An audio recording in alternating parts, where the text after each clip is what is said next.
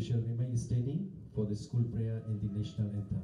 I request that you convey our assurance to the Fiji First Government that as a stakeholder in education, we are very committed with the Ministry in Education for 100 years. We celebrate our IPS centenary. Thank you very much. The head teacher, Mr. Dutt, school manager, Mr. Chandra Sen, Ambassador Arya, Mrs. Arya, members of the school management board, invited guests, Ministry of Education officials, parents, teachers, students, media partners, ladies and gentlemen, Assalamu alaikum, namaste, Nisambula Vinaka, and a very good afternoon to you all. The head teacher has basically said it all, so I'll try to keep it short.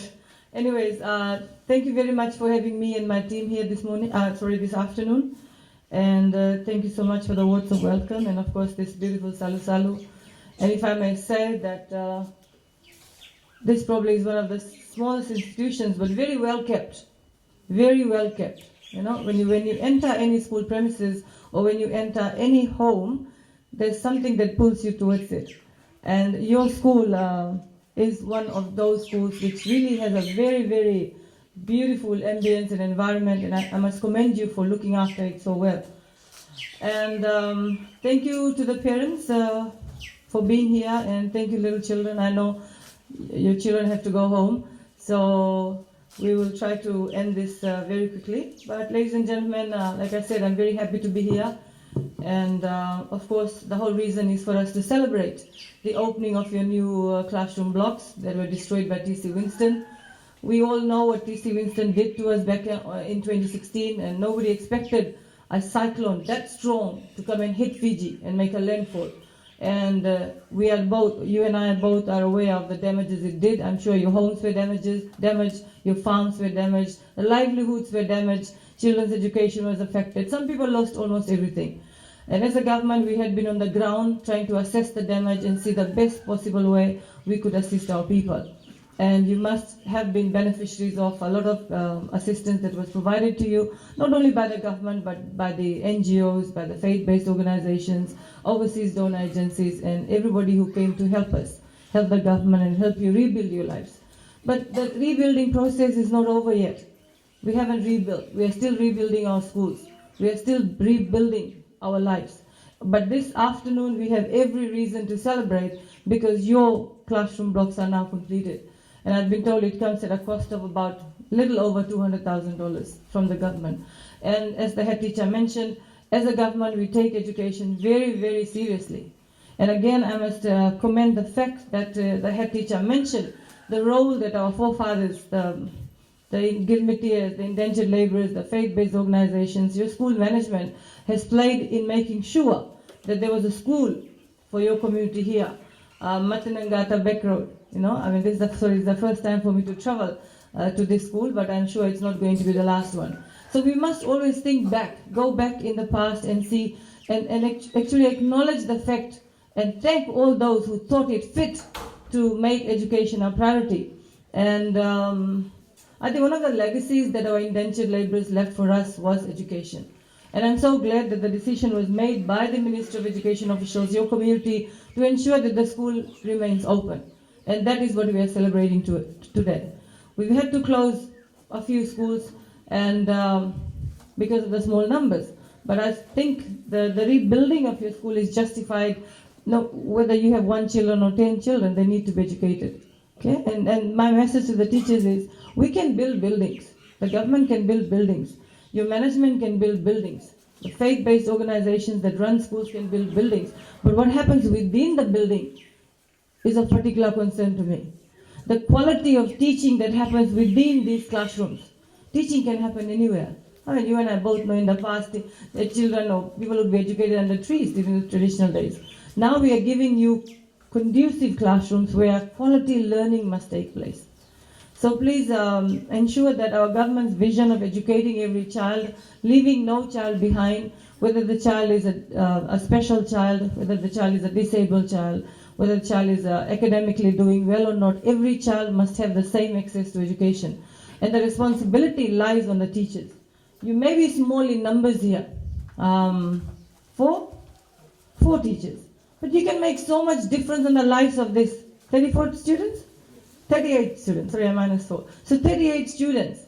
I mean, can you imagine the impact of your teaching on these children? You were taught by one teacher who's made you where you are. I was taught by teachers who probably put me where they are. And we want the same for our children. Okay, so this is a simple message to the teachers. Whatever you do, please do, thinking about the nobility of this teaching profession, thinking about the impact your teaching is going to have on these little children. These are innocent little children. What you teach them today will affect them for the lifetime. And I believe in teachers. Okay, and I understand the challenges that you go through, but please carry on the work that you do. To the school management, the Arya Samaj organization, I'd also like to thank you very much for the focus that you give to education. Now, all these faith-based organizations, we have a lot to thank you for. The school managements that help us run the school, we thank you for that. And I hope that we will be able to carry on this legacy of teaching our children in the future. And I look forward to working with all school managements and FBOs so that our children are educated. I'd also like to thank all the donor countries, the international and regional organizations, all the charitable organizations, anybody and everybody who stood by us, who stood by you when TC Winston struck. It's 2 years down the lane, 2.5 years down the lane, but we still cannot forget what TC Winston did. But all we can do is pray that we never get struck by a cyclone like that again. And it's not about just cyclone. Natural disasters are about floods. They're about droughts, about cyclones and storms and tsunamis and everything. And it's important that we know how to be better prepared so that we have minimum impact from that. So, ladies and gentlemen, if we go back to what happened on February 2016, I'm told that your TC Winston destroyed the 4 classrooms, your evolution block, the school hall, and the teachers' quarters. And only you know well how you managed to put your children back in school. But I'm told that the classes resumed straight after a month. And I'm sure children must have been housed in tents and tarpaulins and whatever was left over the building. And thank you for that. And I'd also like to thank the main contractors that were engaged to complete the work, Powerlight Fiji. They completed the renovation works on time. And like I said, normal classes began after 2 months at a total cost of $202,521.45 to be precise. Okay? And I'd also like to take this time to acknowledge that after TC Winston, the school was or is privileged to be funded by the New Zealand High Commission for a borehole and of course for school fencing. And I'm also told that Vatukoula Gold Mines has also come on board by supplying backpacks and stationery for all the students.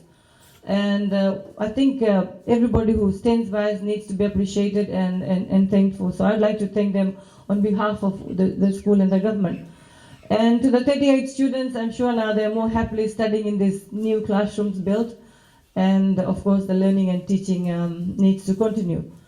So I would also like to leave you with the thought that we need to look after these buildings. We've tried to build old buildings. We are trying to build old buildings that were destroyed by the cyclone to withstand further cyclone, building back better. That is the government's policy. Now, whatever we build has to be built back better.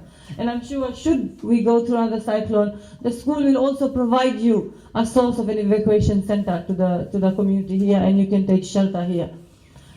And like I said, while we have moved, crops have grown back, houses have been rebuilt, life has become normal, we should never forget what TC Winston did.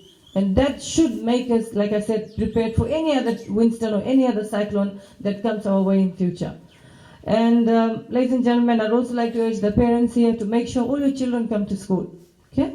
And as a government, we are trying to make sure that we take off a lot of financial burdens off you.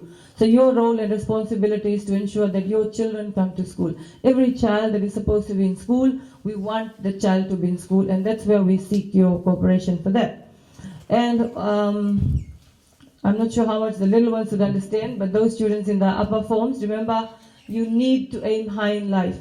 You are in primary school, what you want to achieve in life, this is where you set your goals. You want to become a doctor, you want to become a pilot, you want to become a teacher, you want to become a nurse, you want to become a farmer, whatever. Okay? You've got to start. So start talking to your parents about what you want to do. And the teachers, you must guide your children now for the career paths that they are to choose in future.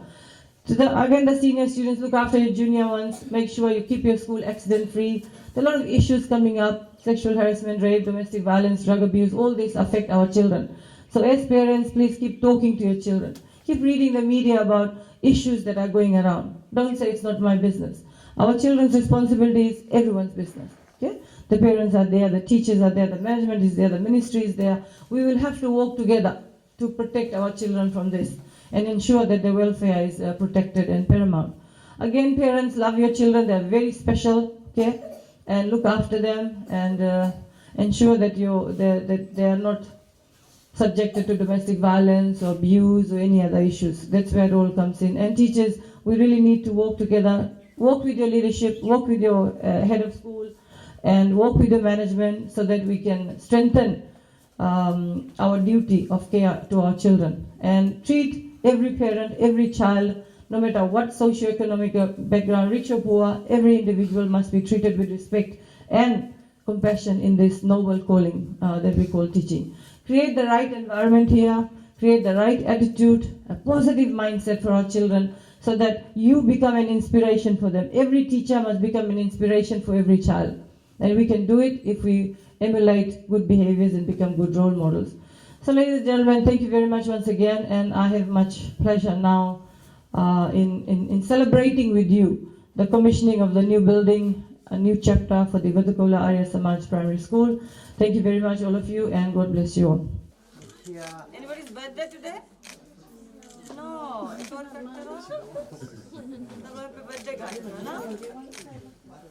Okay, look, you wanna eat it?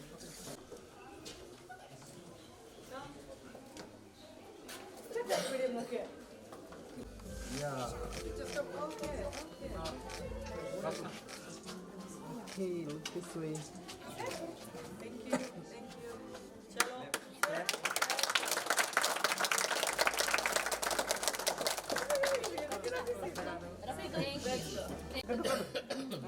Go. All the pictures. All the pictures.